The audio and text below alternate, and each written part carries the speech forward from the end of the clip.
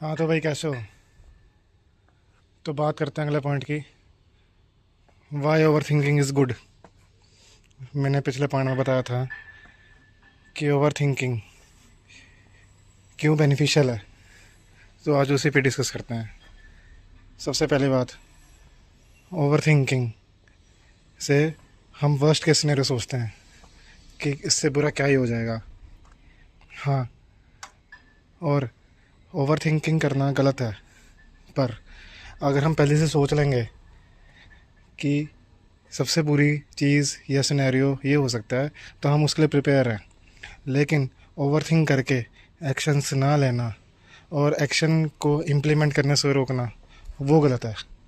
Over thinking इतनी भी ना हो कि आप उस पर एक्ट भी ना कर पाओ। हाँ, सोच के चलो कि वर्स्ट का सिनेरियो ये हो सकता है, लेकिन अगर नहीं हुआ तो एटलीस्ट आप प्रिपेयर थे वर्स्ट केस के लिए। अगर नहीं हुआ तो आपको वो चीज़ मिल जाएगी जिसके लिए आपने काम शुरू किया था। और अगर वर्स्ट केस सिनेरियो हो भी गया तो आप उसके लिए पहले से प्रिपेयर थे, तो विन विन सिचुएशन दोनों में। लेकिन ओवर थिंक करके अपने आप को उस पर खर्च नहीं करना। खर्च in the sense negative way में।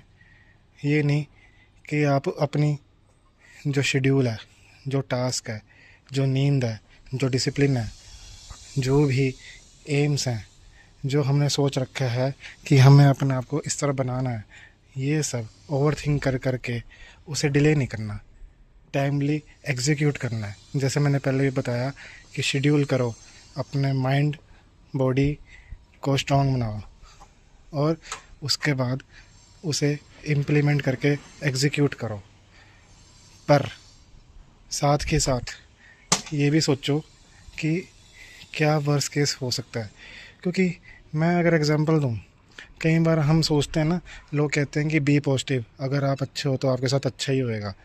तो ये एक कंफर्ट जोन में बांध के रखने का एक सबसे ऐसा फुद्दू तरीका है कि आप जो रियल वर्ल्ड है उससे आप अपनी आंखें बंद कर लेते हो। कि अगर मैं सोचूं कि भी सब अच्छा होगा, कि क्योंकि अगर मैं अच्छा हूँ तो मेरे साथ भी सब अच्छा होगा, तो रियलिटी अगर हम ओवर थिंक ना करें तो जब रियलिटी अपना रंग दिखाती है ना, वो किसी भी फॉर्म में हो सकता है, कितना भी सीवियर हो सकता है। तो अगर हम उस चीज़ के लिए पहले से प्रिपेयर नहीं होंगे ना, तो उससे ओवरकम करना बहुत ही मुश्किल होता है। उससे ना निकल पाएंगे, और निकलने के लिए ना जाने लोग कितने भारी स्टेप्स भी ले लेते हैं। जो मैं कहता हूँ ना, ये जो नेगेटिव थॉट्स आते हैं, ओवर थिंक और नेगेटिव थॉट्स में फ़र्क है। नेगेटिव थॉट्स तब आते हैं जब आपने उस सिचुएशन को अच्छे से एनालाइज करके और उसका सॉल्यूशन बिना आप उसमें कूद गए। मतलब मैंने कोई चीज़ करी और मैंने उसके बारे में ढंग से सोचा नहीं, उसके इम्प्लीकेशन क्या होंगे, उसके कॉन्सिक्वेंसेस क्या होंगे, उसके बारे में कुछ सोचा नहीं और मैंने वो काम कर दिया। और फिर जब रियलिटी हुई तो मुझसे वो रियलिटी देखी नहीं गई, तब वो नेगेटिव थॉट्स आएंगे। आ तो बाद में भी सकते हैं, लेकिन हम अगर पहले से ही सारे कॉन्सिक्वेंसेस, सारे इम्प्लीकेशन, जो भी हमारे पे प्रभाव पड़ेगा उस चीज़ का, अगर हम पहले से ही सोच के लेके चलेंगे तो उसका प्रभाव जो होगा वो कम पड़ेगा। तो नेगेटिव थॉट्स आएंगे, लेकिन जो उनका असर होगा वो कम होगा, क्योंकि हम पहले से सोच के चले थे कि ये चीज़ हो सकती है। अगर बिल्कुल ही मैं पॉजिटिव हो जाऊंगा कि भी नहीं, ऐसा तो हो ही नहीं सकता, मैं तो ऐसा कुछ गलत किया ही नहीं, मेरे साथ तो ऐसा हो ही नहीं सकता, कि मैंने कभी किसी से गलत नहीं किया, मेरे साथ ऐसा क्यों हो जाएगा, अगर मैं पहले से ये सब सोच के चलूँगा, तो तब जो रियलिटी का थप्पड़ पड़ेगा तो तब और ज़्यादा दुख होता है।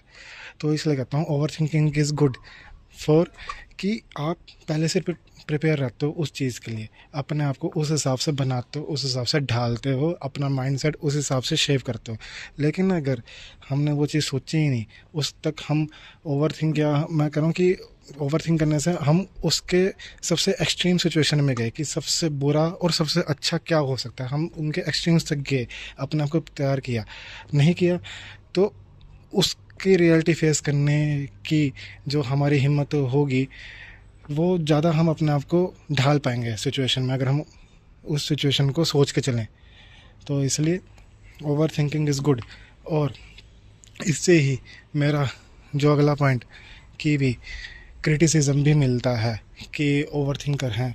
मतलब मैंने कहीं लोगों के, जैसे मैं खुद ओवर थिंकर हूँ, लेकिन मैं ओवर थिंक को तो शायद आज मैं खुद अपनी लाइफ में फोड़ रहा हूँ, और ये सब चीज़ें मैं बता पा रहा हूँ, क्योंकि एक टाइम पे मैंने भी ये सब चीज़ें करी, लेकिन ओवर थिंक करके ही मैंने वर्स्ट केस सिनेरियो सोचा, और आज मैं लोगों को पढ़ पाता हूँ, मैं सिचुएशन पढ़ पाता हूँ, मेरे को कैसे, कहाँ, कैसे, क्यों रिएक्ट करना है, उस सब को मैं डिटेल में करके अपने आप को तैयार करता हूँ, और उसका इम्पैक्ट अगर होता भी है तो मैं उसको झेल भी लेता हूँ।